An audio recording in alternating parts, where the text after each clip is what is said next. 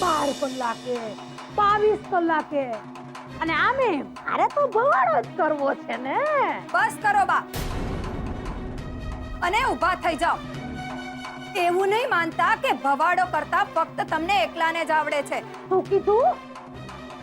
એ જ કે અહીંયા બધા મૂર્ખા નથી રહેતા અને કોઈને તમારી હકીકતની ખબર નથી એમ ના માનતા. આ તો વડીલ છો ને એટલે આમન્યા રાખીએ છીએ ને કોઈએ પોતાનું મોઢું ખોલ્યું નથી. અચ્છા તે મીરાબો તમે મને કહેશો કે એવું તે મારું કયું કારસ્તાન છે કે જેની તમને હંગાઈને ખબર છે પણ મારી અમાન્ય રાખવાને ખાતર તમે કોઈ કઈ બોલતા નથી. કોકો કઈ હશે તો કેશો ને. બોલો અરે બોલો કહું છું. મીરાબો બાપ ના બોલે કહું છું. હા મારી કઈ ભૂલ હશે ને તો ચૂપચાપ હરપની જેમ અહીંથી હરકીને જતી રહી. ભાભી રહેવા દો. અરે ના ના બોલવા દે. રેવા શું દે? બોલો મીરાબો બોલો બોલો. અરે બે લીટી બોયલાને ભવાડો નો કહેવાય. એના હાટુ આવડત જોઈ આવડત અને ઈ આવડત છે ને ખાલી આ ભવાની માં જ છે. બોલો અરે બોલો કહું છું નતર મોહન ને બૂમ પાડીને હું જગાડું છું. તમે અમારા 5 લાખ રૂપિયા શું કામ ચોર્યા હતા બા?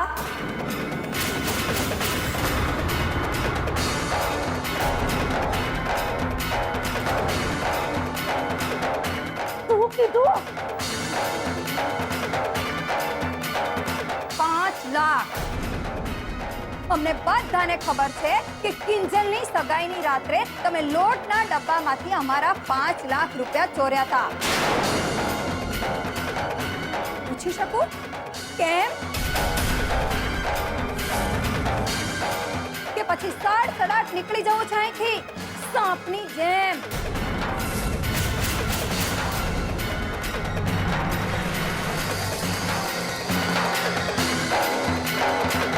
જોઈ લઈશ મીરાબો તમને હું જોઈ લઈશ. અને એ સરોજડી ઊભી જાઓ હાથે પકડી છે.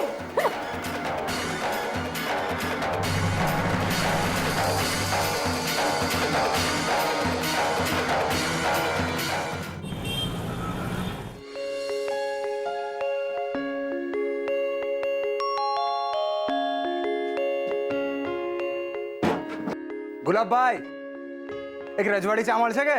અરે રૂપેશભાઈ અરે આવો આવો. તમે કહેશો ને તો રજવાડી સાથે નાગોરી, મસાલા, ઉકાળો, કટિંગ, ફૂલ બધું જ મળશે. બોલો શું લાવું? ના ના ભાઈ કઈ નથી જોઈતું. આ તો બસ અહીંયાથી નીકળતો હતો એટલે થયું કે દુકાને જતો આવું. બાકી બોલ કેવું ચાલે છે? ત્રણ ચાર ગ્રાહક આવ્યા રાખે છે. બાકી મને તો લાગે છે હજી આ એક અઠવાડિયું આવું જ જવાનું છે. ને કિંજલ ક્યાં છે? કિંજલબેન તમારા પપ્પાને મળવા ગયા છે. મારા પપ્પાને? પણ કેમ? એ તો હવે ઉત્કર્ષભાઈ જાણે. આજે સવારે આવ્યા અને કહ્યું તમારી દુકાન ચાલે કે ના ચાલે 500 રૂપિયા ભાડું તો આપવું જ પડશે. પણ તમારા પપ્પાએ તો એમ કહીને દુકાન ચાલુ કરાવી હતી કે મહિના સુધી કોઈ ભાડું આપવું નહીં પડે. તો પછી ઉત્કર્ષ શેના પૈસા માંગે છે? રામ જાણે.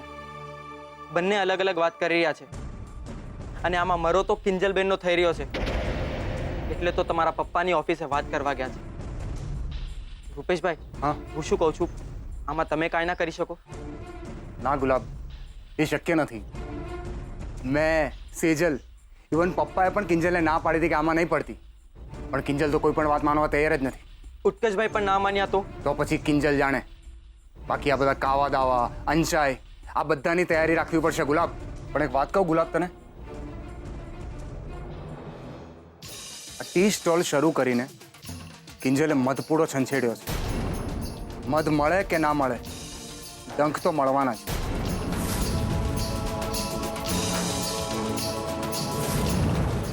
મે આઈ કમિંગ સર?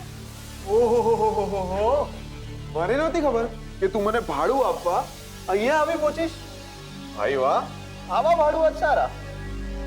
હું તને નહીં માસુક અંકલને મળવા આવી છું, એટલે તું ભાડું તો ભૂલી જ જજે. એમ તો તું માસુ અંકલને મળવાનું ભૂલી જ જજે. જો ઉત્કર્ષ, આ તારી દાદાગીરી છે ને, મારી સામે તો નહીં જ ચાલે. અને હું એમને ફોન કરીને અહીંયા આવી છું, એમણે મને અહીંયા બોલાવી છે. એમ ઓકે, તો એક કામ કર, અહીંયા બેસી જા અને જ્યાર સુધી માસુ અંકલ મુંબઈથી પાછા નથી આવી જતા ને ત્યાર સુધી બેસી જ રહે. ખોટું નહીં બોલ. હમણાં 20 મિનિટ પહેલા જ અમારી વાત થઈ છે, તો આમ અચાનકથી મુંબઈ ક્યાંથી પહોંચી જાય? 20 મિનિટ કિંજલ ભટ્ટ, 20 મિનિટ. અને મોટા માથાઓ માટે 20 મિનિટમાં કરોડોનો કારોબાર થતો હોય છે. અને મને નથી લાગતું કે માસુક અંકલ જેવા માણસ એમની કરોડોની ડીલ છોડીને તારી સાથે આમ 500ની ચર્ચા કરવા અહીંયા રોકાય. તો મારી વાત માન, 500 મુક અને જય શ્રી કૃષ્ણ કર. મેં કહ્યું ને, નહીં મળે. ને આમ પણ દુકાન હજુ એટલી સેટ નથી થઈ કે વકરો 1000 ને આંબે. એટલે જ્યાં સુધી માસુક અંકલ મુંબઈથી પાછા નથી આવી જતા અને ભાડાનો ખુલાસો નથી કરતા, ત્યાં સુધી પૈસા તો નહીં જ મળે. પૈસા તો તારે આપવા જ પડશે, કારણ કે તારી અને મારી વચ્ચે કોન્ટ્રાક્ટ થયો છે. એ ભાડું મૂક, નહીતર દુકાન કર ખાલી.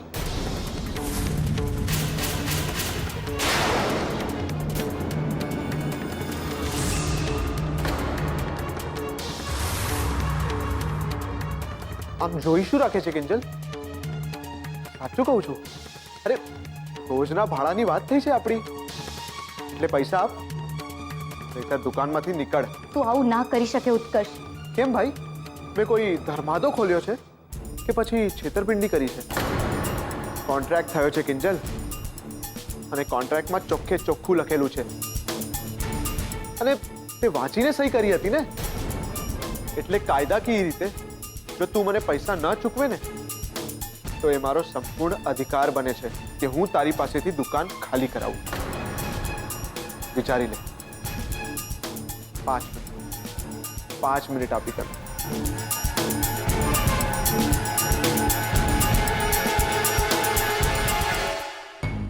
ખાલી 5 મિનિટ.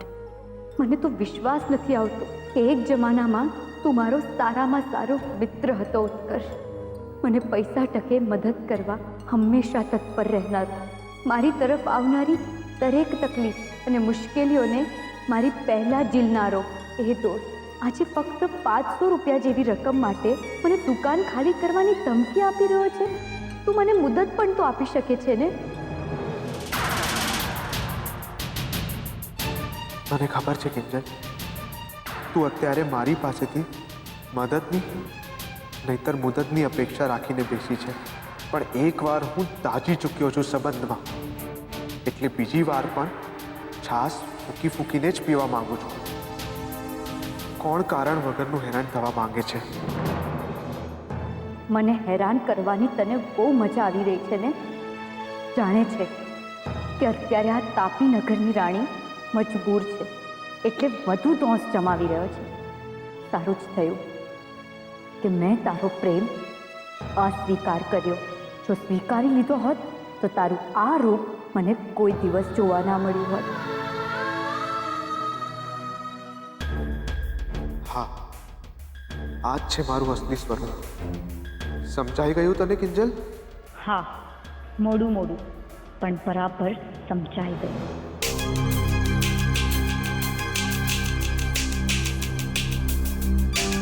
પાંચ મિનિટ થઈ ગઈ. શું વિચાર્યું મિસ કિંજલ ભટ્ટ? 500 રોકડા કે પછી મારા માણસોને મોકલીને દુકાન ખાલી કરાવી દઉં? એ જ રીતે જે રીતે તમારું ઘર ખાલી કરાવ્યું હતું. ના ના, એવું કરવાની કોઈ જરૂર નથી. પણ જો મારી પાસે 500 તો નથી, 200 છે. ચાલશે? ચાલશે, પણ આવતીકાલે પૂરા 800. યાદ રાખજે, નહીતર દે દબા.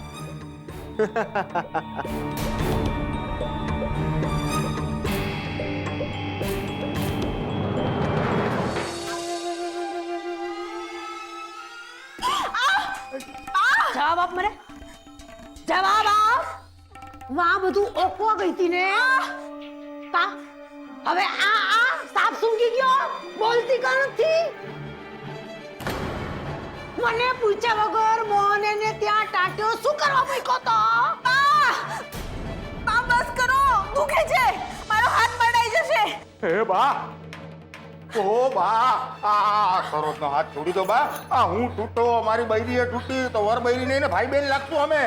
ચૂપ રે રગલા, ચૂપ રે.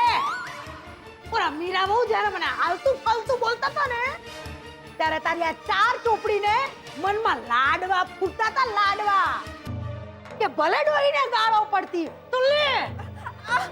બસ કરો બા. મારા મનમાં લાડવા ફૂટે કે ધાણી જિંદગી મારી છે. તમને પૂછીને મારે પાણી નથી પીવાનું. તું મારી સામે થાસ?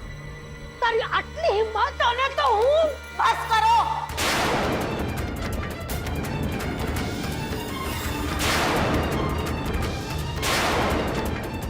આ ચાર ચોપડી AK-47 ક્યારે બની ગઈ?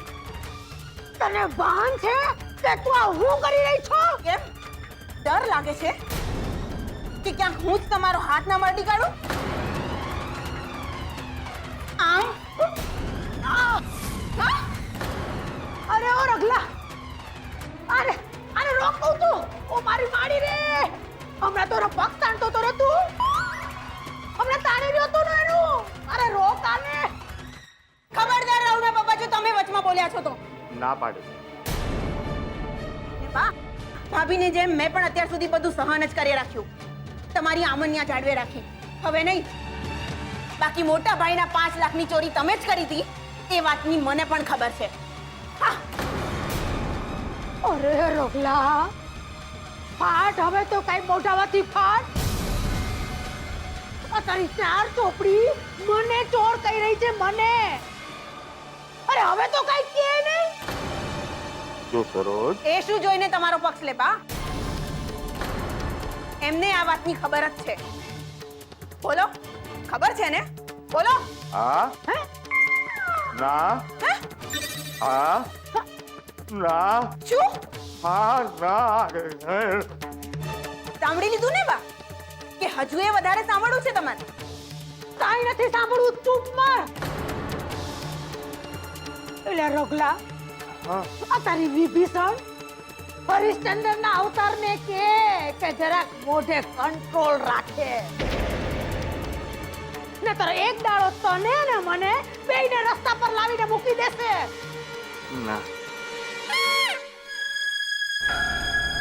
બા બા જો સરોજ બસ, બહુ જોઈ લીધું મેં પણ. ને આ કહી દઉં છું તમને, બાએ મોટા ભાઈના પૈસા તુલસી ક્યારે છુપાવ્યા હતા ને? હા અને એ જ પૈસાને તુલસી ક્યારેથી આપણા પલંગ નીચે તમે છુપાવ્યા. બધી ખબર છે મને, બધી ખબર છે.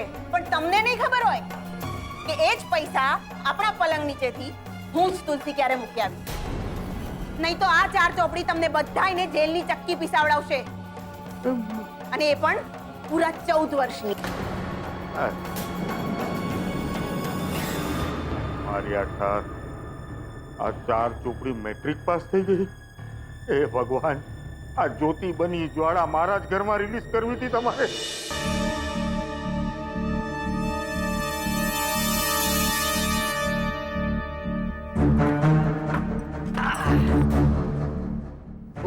ચા પીવો છો? સરસ. હા એ ભાઈ આ શું કરે છે? એ રાહુલભાઈ, એ શાણા શાનપટ્ટી નહીં. ચાલ નીકળ નીકળ ચાલ. કેમ ભાઈ? નીકળે છે કે નહીં? ચાલ નીકળ. નીકળ નીકળ નીકળ નીકળો નીકળ.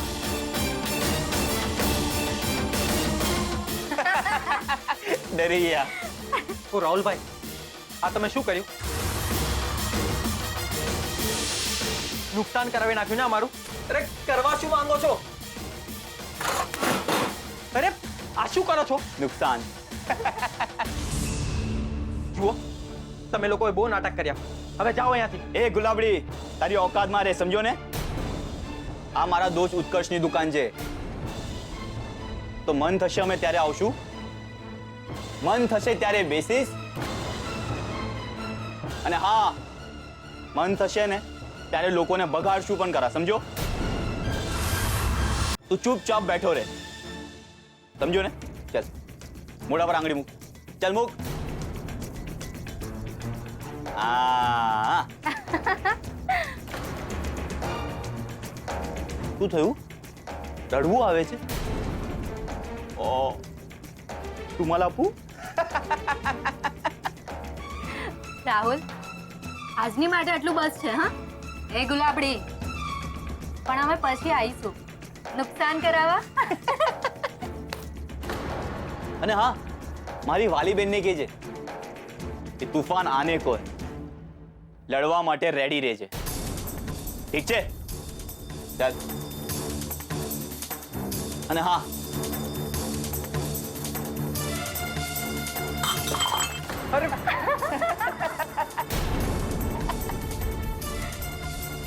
બાય.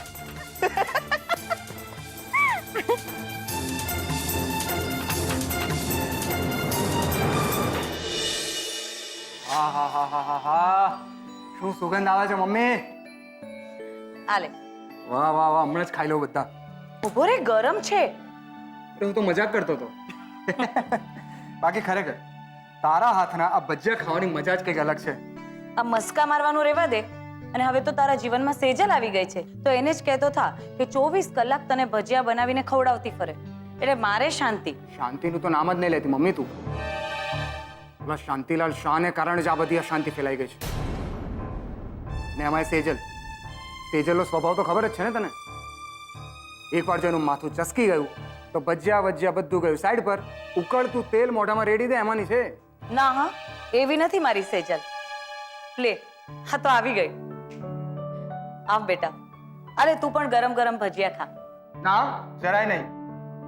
सेजल गम्मे तेटलू कहे कि ये भजिया मुझे दे दे ठाकुर, पर आज ये ठाकुर भजिया नहीं देगा, मतलब नहीं देगा. જાને હવે. હા બેટા, કેમ છે બેટા તું? મને ગમ્યું કે તું આવી. બાકી નવા વર્ષના દિવસે જે કંઈ થયું પછી મારી તો હિંમત જ નહોતી ચાલતી કે તને ફોન કરીને ઘરે પાછી બોલાવું. હશે મમ્મીજી, ઘણીવાર આપણી સાથે એવી ઘટના ઘટી જાય કે આપણને એમ થાય કે ભગવાને આપણી સાથે આટલું ખરાબ કર્યું. પણ પછી સમજાઈ જાય કે જે કાંઈ પણ થયું એ જ આપણા માટે શ્રેષ્ઠ હતું. જેમ કે આ બંગલાની ફાઇલ. આ લે રૂપેશ, અને આમાંથી બને એટલું જલ્દી મારું નામ કઢાવી નાખ. सेजल, तू हजी आ फाइल पर ज अटकी है. तू मने एम के तू अने हूँ આપણે શું અલગ છે? નહીં ને? તો પછી આ બંગલો તારા નામે હોય કે મારા નામે, શું ફરક પડે છે? જો ફરક ના પડતો હોત તો હું અહીંયા આવી જ ના હોત રૂપેશ. મને લાગે છે કે આપણા લગ્ન લેવાય એના પહેલા તારે આ કામ પતાવી નાખવું જોઈએ, નહીં તો પછી મારે વિચારવું પડશે.